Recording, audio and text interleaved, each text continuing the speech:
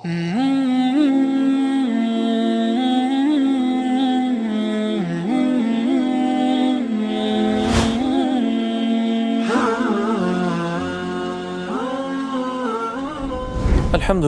wassalatu wassalamu ala rasulillah, wa ala man wala.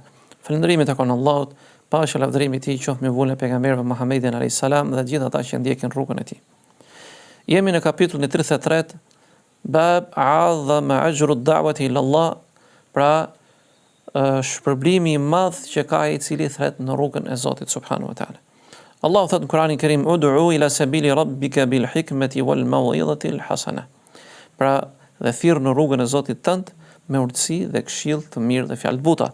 Pra njeriu i cili do këshillojë në hir të Zotit subhanahu wa taala, do të zgjedhë fjalët e tij dhe t'i hedhë ato në mënyrën e dur që të ketë ndikim në zemrat e njerëzve. Në hadithin e Sahel ibn Sa'dit radhiyallahu anhu anin Nabi sallallahu alaihi wasallam qal: "Wallahi la an yahdi Allahu bihudaka rajulan wahidan khayrun laka min humurin ni'am." Pra thot pejgamberi sallallahu alaihi wasallam: "Wallahi sikur thot pashallahu, sikur Zoti t'udhëzoi nëpërmjet teje një person të vetëm, është më e mirë për ty se sa devete kuqe." Pra devete kuqe kanë qenë një nga ato mjetet e udhëtimit me shumë vlerë në kohën e profetit alayhis salatu wasalam dhe për arabët e saj kohe. Mund t'i krahasojmë sot me makinat më të shtrenjta, me Ferrarin, siç e thonë disa.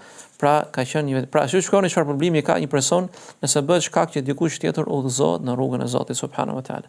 Prandaj gjithë secili prej nesh me fjalët e tij, me sjelljen e tij, me moralin e tij, me punën e tij, është davetçi në shtëpinë e tij, në rrethin ku ai jeton, familjen dhe farafisën e tij, dhe bëuni shkak që njerëzit të udhëzohen në fenë e Zotit subhanahu wa taala dhe do të kesh shpërblim të madh tek Allahu xhella xhelalu, dhe lutim Allahun azza wa jalla na bëj për atyre që udhëzojnë njerëzit në rrugën e dur, në rrugën e profetit ton dashur Muhammedit alayhis salatu wassalam.